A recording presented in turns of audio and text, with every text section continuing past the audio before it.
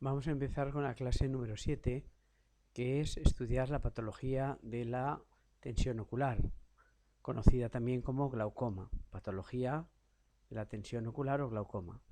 Vamos a estudiar fundamentalmente 5 conceptos: el concepto de tensión ocular y dinámica del humor acuoso, las fases entre tensión normal y glaucoma, los factores de riesgo, la evaluación, cómo evaluar a una persona con glaucoma y los distintos tipos que existen de glaucoma. El humor acuoso, entrando ya en el primer apartado de la dinámica del humor acuoso, se produce en los procesos ciliares. Como no puede irse hacia la cámara posterior, porque aquí estaría el vítreo, rodeado por la hialoides, cruza lo que sería la zona de Zinc, sale por el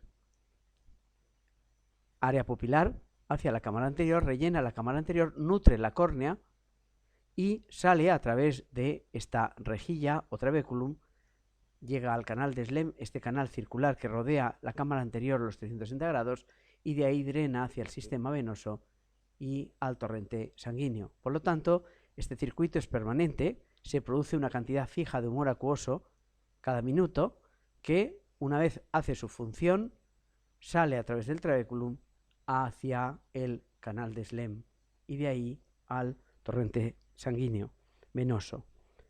Si el flujo de producción y de salida es continuo, la tensión se mantiene permanentemente uniforme. Si hubiera algún problema en que el humor acuoso se produjera siempre con una misma cantidad, que es lo que suele ocurrir, y hubiera algún problema en que el humor acuoso pudiera atravesar el trabeculum y llegar al canal de Slem, esto iría produciendo un aumento progresivo en la tensión ocular del ojo. Este aumento progresivo sería similar al que si tuviéramos una bañera o un lavabo perfectamente cerrado. La misma cantidad de líquido que se produce tiene que salir. Si se produce más líquido del que puede salir, no porque produzcamos más líquido, sino porque sale con más dificultad, entendemos que como el ojo es una estructura rígida, solo tiene un orificio posterior por donde penetra una estructura blanda, que es el nervio óptico. Este aumento de la presión ocular que se produce en la cámara anterior del ojo va a transmitirse, este aumento de la presión, de manera uniforme a todo el ojo, y esto va a acabar produciendo un daño en el nervio óptico. Esto explica por qué una patología en el segmento anterior acaba produciendo ceguera por lesión en la parte posterior del ojo, en el nervio óptico. Vemos lo que ocurre: producimos humor acuoso normal, pero esta presión está mantenida. Si el humor acuoso se produce normal, pero no es capaz de ser drenado por uno u otro motivo, que luego veremos que es diferente, la presión se va a concentrar sobre la zona más débil de la cáscara del globo ocular y va a producir este invaginamiento, esta hundimiento del nervio óptico, haciendo que aumente su excavación o foseta. La foseta del nervio óptico, la foseta papilar, va a aumentar de tamaño talmente como si estuviéramos poniendo o clavando un dedo en una tarta de cumpleaños. Se entiende por tensión normal la tensión de 15 milímetros de mercurio. La tensión oscila a lo largo del día, 2,5 milímetros sería lo normal. Las oscilaciones fluctúan entre 6 hasta 6 milímetros a lo largo de las 24 horas, 5 o 6 milímetros. Y la fluctuación cambia a lo largo del día de máximos a mínimos, máximo por la mañana y mínimo por la noche.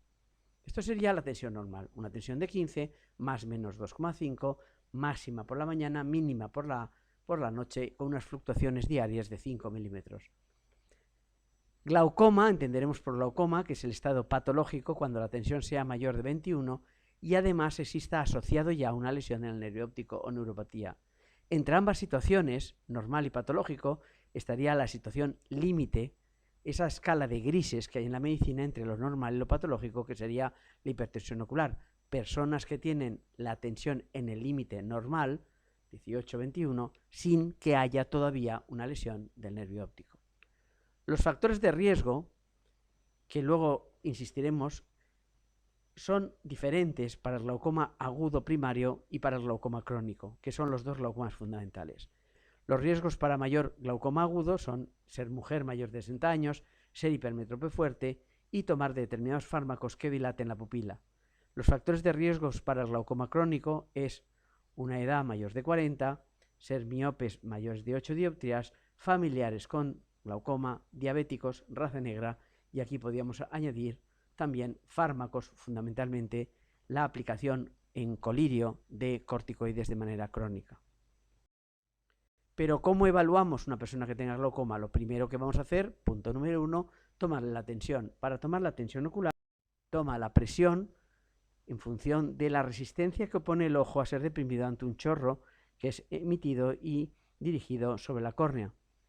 Estos tonómetros de aire son siempre más inexactos que los tonómetros de aplanación y, por lo tanto, siempre que hay una tensión patológica en un tonómetro de aire, debe ser confirmada por el oftalmólogo con un tonómetro de aplanación.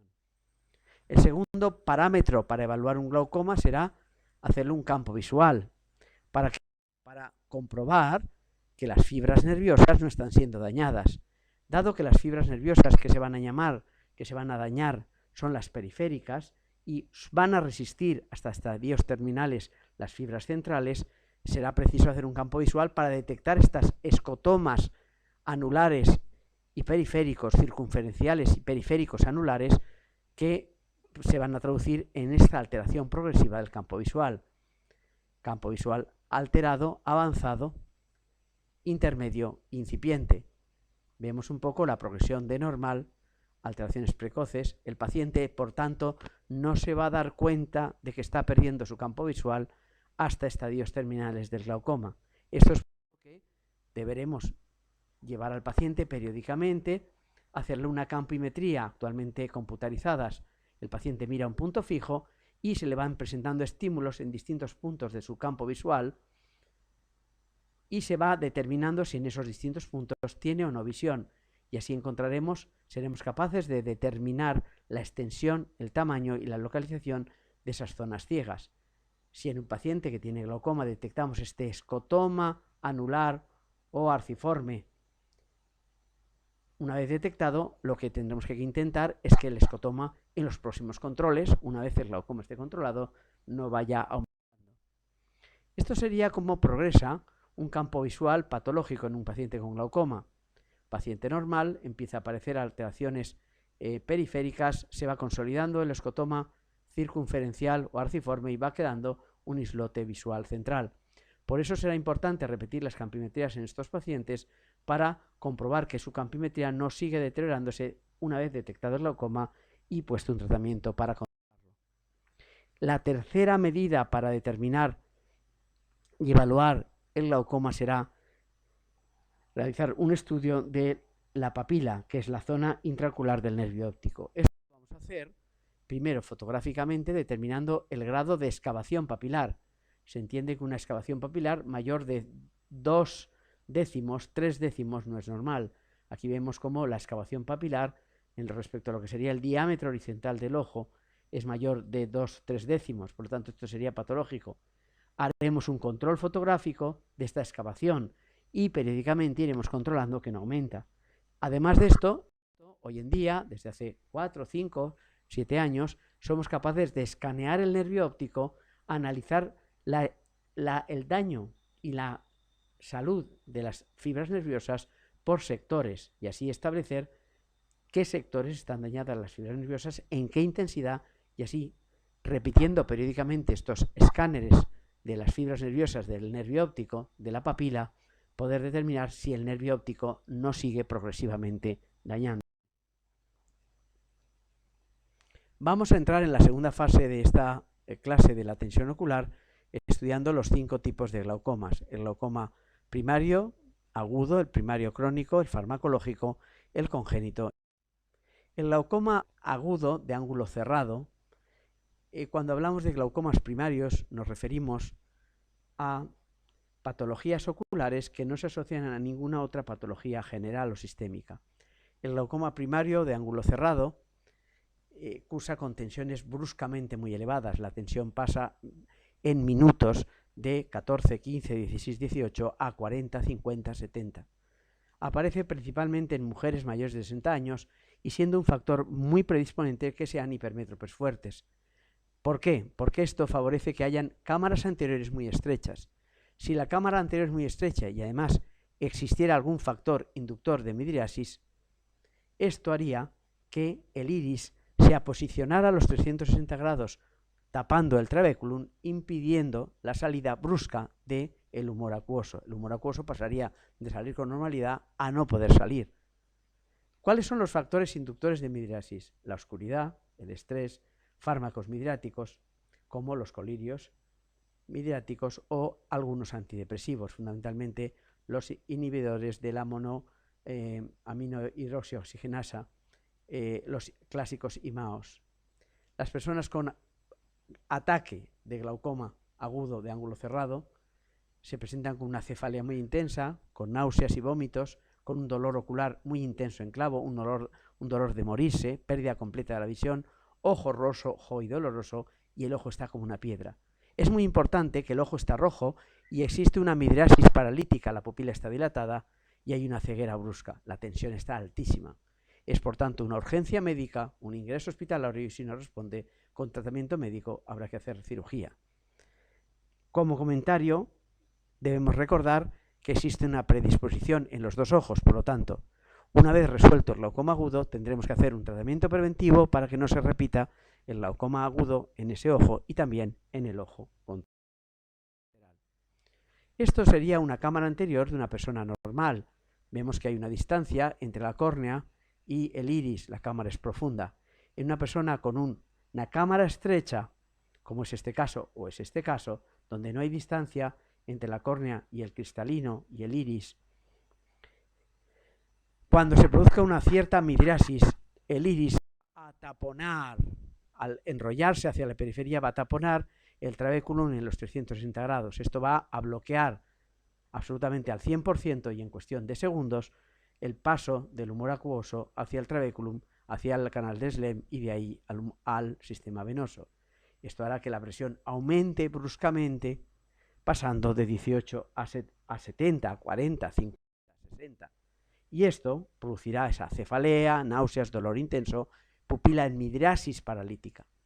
Hemos dicho que una vez pongamos al paciente un tratamiento médico, que fundamentalmente consiste en deshidratar el vitrio con unos diuréticos especiales en gotero, manitol fundamentalmente, y forzar la miosis para que la pupila se cierre aplicando gotas de pilocarpina cada 5 minutos hasta que se cierre la pupila. Si esto no lo conseguimos, tendremos que pasar a hacer cirugía. Y si lo conseguimos, habremos resuelto el glaucoma agudo. La tensión volverá a ser normal, pero el paciente seguirá estando predispuesto a sufrir un nuevo ataque de glaucoma. Por eso, en estos casos, lo que hacemos obligatoriamente es, en el ojo del glaucoma agudo y en el ojo contralateral, realizar una iridotomía con YAG, es decir, con láser de una manera ambulatoria y sin abrir el ojo, realizamos un orificio en la base del iris, de manera que el humor acuoso en este punto ya nunca se encuentre su dinámica obstruida, aunque el iris se enrollara hacia la periferia, en esta zona no habrá iris y por lo tanto nunca quedaría en este punto bloqueado el paso hacia el canal de Slem y de esta manera prevenimos el glaucoma agudo de repetición, tanto en ese ojo como en el contralateral. Recordemos, por tanto, glaucoma agudo de ángulo cerrado, tensiones muy altas, mujer de más de 60 años, hipermétrope, cámara anterior muy estrecha, factores inductores de la midriasis, oscuridad, estrés, fármacos, colirios midriáticos, antidepresivos, los típicos colirios que se pone la gente, vasoconstrictores porque tienen los ojos rojos y que le recomiendan en muchas farmacias, pueden inducir glaucoma agudo. El paciente se presenta con una cefalea intensa, náuseas y vómitos, dolor ocular en clavo, un dolor muy intenso, pérdida completa de visión, el ojo rojo, una midriasis paralítica, la pupila está dilatada y no reacciona a la luz, una tensión muy alta, una ceguera brusca y va a requerir un tratamiento médico, un tratamiento quirúrgico si no responde y una prevención con láser. El glaucoma primario crónico o de ángulo abierto, las tensiones van a ser mucho más leves. El fundamental concepto por el que se produce el glaucoma crónico primario de ángulo abierto es un envejecimiento, podríamos decir así, del trabéculum. el trabéculum envejece, filtra menos, poco a poco, cada vez menos. Es decir, este año la tensión de 15 pasa a 18, al año siguiente pasa a 20, el año siguiente pasa a los 21, a los 6 meses pasa a los 22, al año pasa a los 25 y así progresivamente. Muy lentamente el trabéculum deja de filtrar. Como el trabéculum deja de filtrar lentamente, el ojo se acostumbra a esta nueva presión alta poco a poco y por lo tanto sí se van a ir produciendo daños en el nervio óptico, pero de una manera silenciosa. Es lo que conocemos como ceguera silenciosa. El paciente se queda ciego sin síntomas y sin dolor. Recordemos que el glaucoma primario de ángulo abierto corresponde al 99,9% del total de los glaucomas y es la primera causa de ceguera irreversible. Recordemos también que los factores de riesgo es la edad. A más edad, más riesgo. Familiares con glaucoma, diabéticos, miopes y raza negra. ¿Cuál será el planteamiento en los pacientes con glaucoma crónico? Aplicarle un colirio de entrada, un tratamiento médico con colirios para bajar la tensión a 15. Si esto fracasa, aplicaremos láser y si fracasa, realizaremos cirugía. Es muy importante recordar que tenemos distintos fármacos, fundamentalmente los betabloqueantes, los alfa-adrenérgicos y las prostaglandinas. También habría que añadir aquí los inhibidores tópicos de la anhidasa carbónica, pero son menos importantes. Lo más importante que tenemos que recordar, aparte de lo anecdótico, que las prostaglandinas en colirio hagan crecer las pestañas y oscurecer el iris poco a poco, lo más importante que debemos saber es que los betabloqueantes pueden producir y descompensar cuadros de asma y cuadros de bradicardia y arritmias cardíacas, al mismo tiempo que favorecer las depresiones. Cualquier betabloqueante, cualquier fármaco tópico aplicado en la superficie del ojo, al ser absorbido a través de la vía lagrimal y de la mucosa nasal al torrente circulatorio, puede tener efectos generales sistémicos. Este sería un poco el esquema del glaucoma crónico. El humor acuoso llega y poco a poco el trabéculum envejecido deja poco a poco pasar con más dificultad el líquido hacia el canal de Slem y de ahí al sistema venoso. Por lo tanto, la presión va aumentando poco a poco, poco a poco, poco a poco.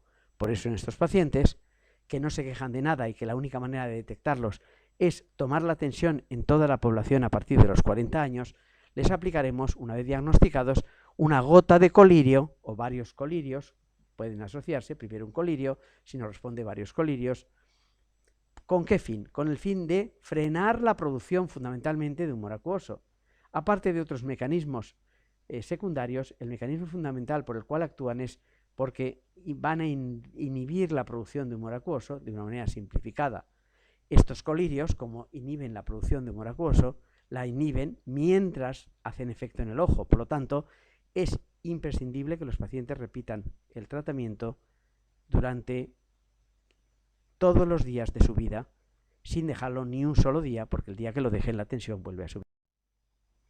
Si el tratamiento médico fracasa, pasamos a realizar tratamiento con láser, trabeculoplastia láser, que sería como abrir con láser el trabéculum, la malla trabecular, para permitir, deformando la malla, que filtre más. Su eficacia es relativa y en general transcurre solo unos años. Y si esto fracasa, pasamos a realizar una cirugía filtrante, permitiendo o bien de una manera simple o bien a través de válvulas que el humor acuoso evite el canal de Slem y pase directamente de la cámara anterior al espacio subconjuntival a través de un sistema clásico, la trabeculectomía clásica, o bien a través de un sistema de válvulas que toman el humor acuoso con una cánula desde el interior de la cámara anterior y lo llevan hasta el espacio subconjuntival o al espacio orbitario. Por lo tanto, recordemos que en el glaucoma crónico de ángulo abierto hay un envejecimiento del trabéculum progresivo, hay una ceguera silenciosa, no hay síntomas ni dolor, corresponde al 99,9% del total de los casos de ceguera, de glaucoma, es la primera causa de ceguera irreversible prácticamente en nuestro país. Los factores de riesgo es cumplir años, tener familiares, ser diabéticos, ser miopes y tener la raza negra, y el tratamiento base es con colirios para mantener la tensión por debajo de 15 todos los días. Por lo tanto, todos los días debemos aplicar los colirios de por vida, recordando que fundamentalmente los beta bloqueantes pueden producir arritmias, bradicardia y crisis asmáticas o descompensarlas en personas predispuestas. Por último, comentar lo que serían glaucomas anecdóticos, glaucomas farmacológicos, agudo, antidepresivos orales, topiramato, tratamiento fundamental de las migrañas o colirios midriáticos, pueden inducir glaucomas agudos.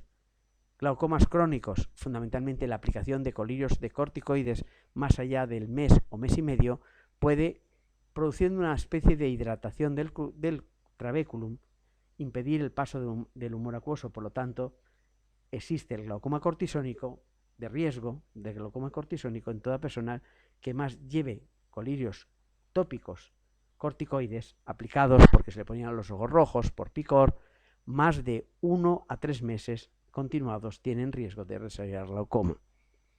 El glaucoma congénito es un glaucoma especial debido a que el trabéculum no se acaba de formar y por lo tanto no se llega a formar la malla trabecular. Si no se forma la malla trabecular, no hay manera de que el humor acuoso llegue al canal del Lem y por lo tanto desde el nacimiento se produce esta fotofobia, lagrimeo y blefarospasmo en los niños, asociado de buftalmos, ojos grandísimos, ojos gigantescos y megalocórnea. Todo el ojo, como es un niño pequeño, es capaz de ceder, crecer de tamaño. El tratamiento siempre es quirúrgico. Recordemos, por tanto, glaucoma congénito, fotofobia, lagrimeo, blefarospasmo, buftalmos y megalocórnea, y el tratamiento nunca es solo médico, sino siempre. Glaucomas secundarios, pues las cirugías oculares previas, especialmente un trasplante de córnea, las patologías del ojo, fundamentalmente la retinopatía diabética o las trombosis de la vena central, o patologías vecinas como la fístula carótido cavernosa o el Sturge-Weber, van a producir asociado un glaucoma en el ojo, con mucha frecuencia.